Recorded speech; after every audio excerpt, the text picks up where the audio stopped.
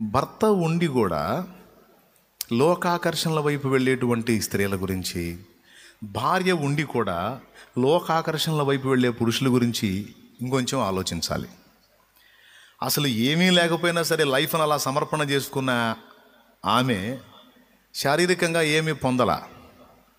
కానీ తమ్ముడా, పిచ్చామో మంచామో నీకంటూ ఒక భార్య ఉంది కదా. చెల్లెలా, పిచ్చోడో మంచోడో, నల్లటోడో ఎర్రటోడో పొట్టోడో పొడుగోడు ఎవరో నీకు తగ్గ భర్త నీకు దేవుడు ఇచ్చాడు కదా. వాళ్ళని వీళ్ళని దిక్కుమాలిన రకాలను చూసి నువ్వెందుకు దిక్కుమాలిన పనులు చేస్తావు అనేది దేవుడు అడుగుతున్న ప్రశ్న. అవసరమైతే అసలు ఏ అనుబంధం లేకపోయినా అన్నాలాగా ఉండిపోయే దమ్ము ధైర్యం నీకు ఉండాలి. అలాంటిది ఏదో నీకు ఇచ్చినదేదో నేను నీకు ఇచ్చాను కదా, ఒక తోడుని. అతన్ని ఎందుకు మోసగించాలి నువ్వు? దురాశ గర్భమును ధరించి పాపమును కనగా పాపం పరిపక్వమై మరణానికి అంటదని వ్రాయబడి ఉండలేదా? ఎందుకు వాళ్ళని వీళ్ళని చూసి ఇతరులతో పోల్చుకొని మనిషికి మనశ్శాంతి కరువు చేసేటువంటి దరిద్రాల్లోకెల్లా పెద్ద దరిద్రం ఏందో తెలుసా? పక్కోళ్ళతో పోల్చుకోవటం. ఇప్పుడు కొద్దిగా రంగు తక్కువ ఉన్నాడమ్మా, కొద్దిగా రంగు తక్కువ నల్లగా ఉన్నాడు, అయితేనే బంగారంలా చూసుకుంటున్నాడు. కానీ ఏమేం ఫీల్ అయిద్దో తెలుసా? పక్కామ భర్త ఎర్రగా ఉన్నాడు, మా ఆయన నల్లగా ఉన్నాడు.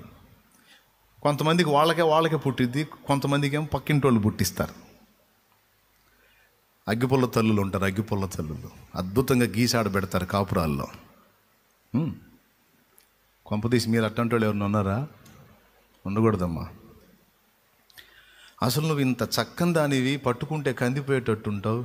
అసలు చూసావా? అసలు పెళ్లి సంబంధం పెళ్లి చూపులు చూసావు నేను?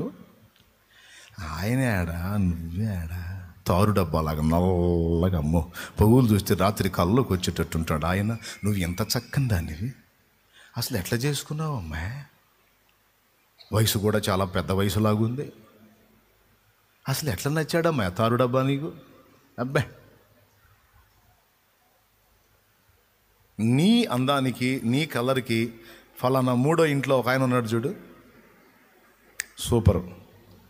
అసలు మీ ఇద్దరు జంట అయితే మామూలుగా ఉండేది కాదు. అయిపోయే అగ్గిపుల్ల గీసే, ఇంకేమాయే. అప్పటిదాకా పాపం ఏ ఫీలింగ్ లేకుండా చక్కగా భర్త, అద్భుతంగా కనపడే భర్త అక్కడి నుంచి తారు డబ్బా కనపడతా ఉంటుంది భర్త వచ్చినప్పుడు. ఎందుకు? ఆ సైతాన్ తీసిపోయింది కదా. ఏమండి, నీకు ఎవరిని ఇవ్వాలో, ఏ పొజిషన్లో ఇవ్వాలో, ఎలాంటి వ్యక్తులను ఇవ్వాలో ఆయనకు తెలియదు? తెలుసా లేదా? ఇచ్చాడు కదా, మళ్ళీ ఎందుకు ఆ నీచమైన ఆలోచన? ఇది ఓన్లీ భర్తలు భార్యల విషయంలోనే కాదు, భర్తల్ని కూడా కొంతమంది ఇలానే అంటారు. ఏందిరా నువ్వేమో హీరోలాగా ఉంటావు, సినిమా వాళ్ళు చాలరు నీ దెబ్బకి, ఏడ దొరికిందిరా, పిచ్చిదాన్ని చేసుకున్నావు నాయనా, రైల్వే స్టేషన్లో ముష్టెత్తుకునేటట్టు ఉంటుంది అమ్మ మొహం అనేవాళ్ళు ఉంటారు. అప్పటిదాకా ప్రశాంతంగా కాపురం చేసుకునేవాళ్ళు ఈ దరిద్రుడు ఈ మాట అనగానే అప్పటి నుంచి వాడే రావాక నా దగ్గరికి అంటాడు. ఏంది నిన్నటిదాకా బాగా నన్ను ఎందుకు అంత కసిరించుకోండి, ఏంది ఆర్గ్యూ చేస్తున్నావు అంటాడు. బజార్లో నడుస్తూ ఉండేటప్పుడు కూడా నా వెనక నడవబాగు నువ్వు. అదేంది నీ వెంట నడవకపోతే నీ ఇటుపక్క నడవద్దన్నానా? నా వెనకరా, కొంచెం దూరంగా రా, నేను ముందు వెళ్తా, ఎక్కడో వెనక రా, నా పక్కన నడిస్తే నా చిరాకు పడుతుంది అంటాడు. వచ్చింది వాడికి కూడా గుణం వచ్చింది. ఏ గుణం? ఎందుకు? వాడు చెప్పాడనమాట, ఫలానోడి భార్య ఉంది చూడరా, హైటు వెయిట్ రంగు, నీ పర్సనాలిటీకి ఆ అమ్మాయి అన్నట్టయితే సూపర్ ఉండేదిరా. ప్రియులారా, పక్కోళ్ళతో పోల్చుకొని పచ్చని కాపురాల్ని నాశనం చేసుకున్న సోదోళ్ళు చాలామంది ఉన్నారు. పురుషుల్లో ఉన్నారు, స్త్రీలలో ఉన్నారు. పక్కోళ్ళతో పోల్చుకొని జీవితాల్ని నాశనం చేసుకొని మనశ్శాంతిని కోల్పోయి భ్రష్టుబట్టి సభ్య సమాజంలో అవమానం, కన్న పిల్లల దగ్గర దారుణమైన అవమానం, లైఫ్లో కొలాప్స్ అయిపోయిన వాళ్ళు చివరికి ఆత్మహత్యలు చేసుకొని వచ్చారు. అవునండి, చివరికి ఆత్మహత్యలు చేసుకొని వచ్చారు. నేను ఎందుకు ఈ విషయాలు చెప్తున్నానంటే, శరీరం ఒక పక్క రేపుతుంటే శరీర సంబంధులు ఒక పక్క ప్రోత్సహిస్తూ ఉంటారు. దేనికి? శరీర వాంఛలు తీర్చుకోమని. జీవితం అంతా శరీరం కోసమేరా అన్న అనుభూతి నీ శరీరం నీకు పుట్టించిద్ది. శరీర సంబంధులు కూడా నీకు అదే నేర్పుతారు. ఇక్కడ నువ్వు ఎంపిక చేసుకోవాలి. ఇతరులతో పోల్చుకోవటం అనే విషయం చిన్న విషయం కాదు.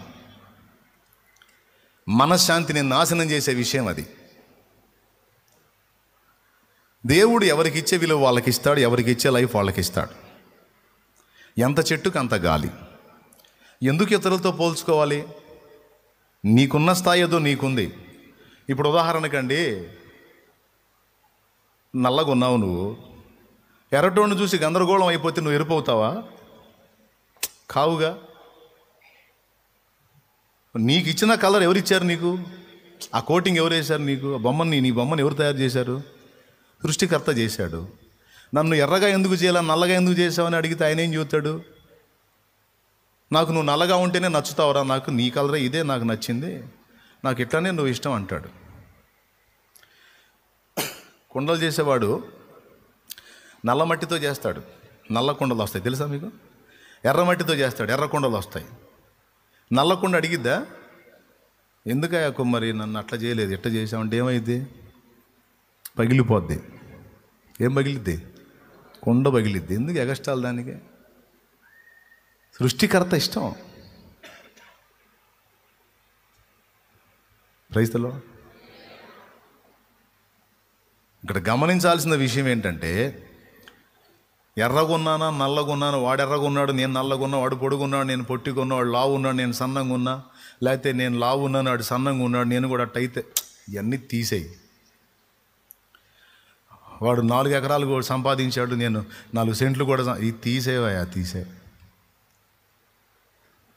నీకు ఉండటానికి తినటానికి ఇచ్చాడా లేదా? లేకపోతే అడుగు దేవుడిని. నీకు కావాల్సిన సహాయం న్యాయంగా జరిగిందా లేదా?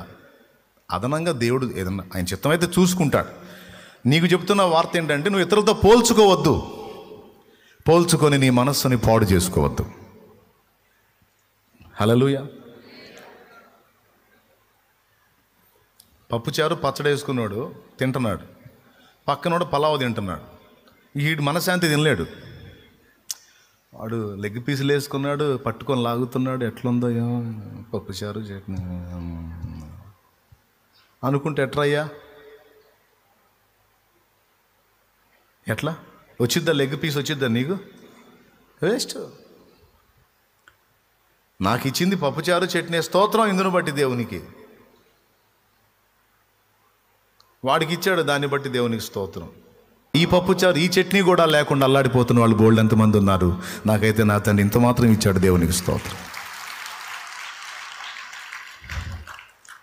కలిగి ఉన్న దాన్ని బట్టి దేవునికి కృతజ్ఞత చెప్పటం, దేవుడు ఇచ్చిన దానిలోనే సంతోషాన్ని సంతృప్తిని వెతుక్కోవటం.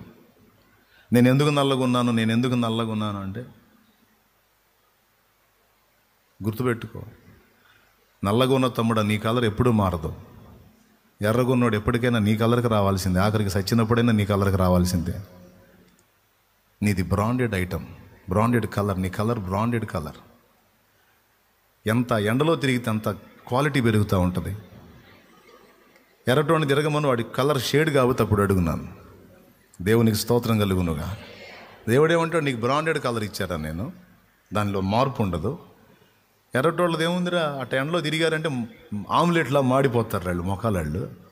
కానీ నీ కలరు ఇంకా నీడలు తేలుతూ ఉంటుంది, ఇంకా రంగు తేలుతూ ఉంటుంది, ఇంకా నాణ్యత పెరిగిపోతుంటుంది. రా పిచ్చోడా, నాకు ఎందుకరా నువ్వు అట్టుంటేనే బాగా నచ్చుతావురా అని అంటాడు. ఉల్లి పరిమళం ఉల్లిదే, మల్లె పరిమళం మందారం విలువ మందారానిదే, బంతి విలువ బంతిదే, చామంతి విలువ చామంతిదే. బంతి పువ్వు మంచి వాసన వచ్చింది, మల్లెపువ్వు వాసన వచ్చింది. అసలు నేను ఏ వాసన రాను, పర్సనాలిటీ మాత్రం ఎంత ఉన్నానని ప్రొద్దు తిరుగుడు పువ్వు అనుకుంటే ఎట్లా? వాసన లేకపోయినా నూనె ఇస్తుంది, అది నూనె ఇస్తుంది. మరి బంతి పువ్వు నూనె ఇస్తుందా? మళ్ళీ నూనె ఇస్తుందా? పొద్దుతిరుగుడు చూడు, డబ్బాలు డబ్బాలు నూనె ఇస్తుంది. దేని విలువ దాంతే. ఒకటి వాసనగా ఉపయోగపడితే ఇంకొకటి నూనెకి. కాబట్టి దేని ఉపయోగం కోసం దేవుడు దాన్ని చేశాడు, దేని స్థానంలో దాన్ని పెట్టాడు. తమ్ముడా, నీ లైఫ్ కూడా అంతే. నీకు ఇచ్చిన స్థానాన్ని నీకు ఇచ్చాడు. నీ ప్రయోజనం నీ విషయంలో నువ్వు ఉన్న స్థితిలోనే నీ ద్వారా దేవుని పనికి ప్రయోజనం ఉంది. అందుకోసం నిన్ను ఆ స్థితిలో ఉంచాడు. ఈ ఉంచిన స్థితిలో నుంచి తృప్తి చెందకుండా పక్కోడితో పోల్చుకొని మనశ్శాంతిని పాడు చేసుకొని దరిద్రంగా తయారవ్వటం ఎందుకు? కాబట్టి చాలా వరకు మన మనశ్శాంతి పోయే కారణం ఏంటంటే పక్కోడితో పోల్చుకోవటం. అమ్మా, నీకున్న చీరలు ఏవో ఉన్నాయిరా తల్లి, ఉన్న డ్రెస్సులు ఏవో ఉన్నాయి. పక్కన పెద్ద మొనగాడి కట్టిందని నువ్వెందుకురా ఉన్న వాటిని కూడా వికారం చేసుకుంటావు? స్తోత్రం. మంచి ముఖవర్చేసి ఇచ్చాడు. ఇప్పుడు అవతల ముఖం ఇంకో టైపులో ఉంది, చీర మాత్రం క్వాలిటీగా కట్టింది, నీ ముఖం అంత చక్కదనం లేదు. స్తోత్రం చెప్పుకో. ఇప్పుడు ముఖం శుద్ధంగా లేనప్పుడు ఇన్ని కడితే మాత్రం ఏం లాభం అండి?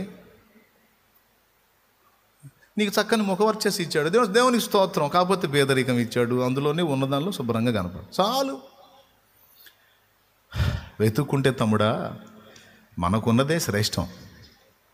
చెప్పండి, మనకున్నదే అంతే. అది జీవితమైనా, పరిస్థితులైనా, భాగస్వాములైనా, అగచాట్లు కూడా.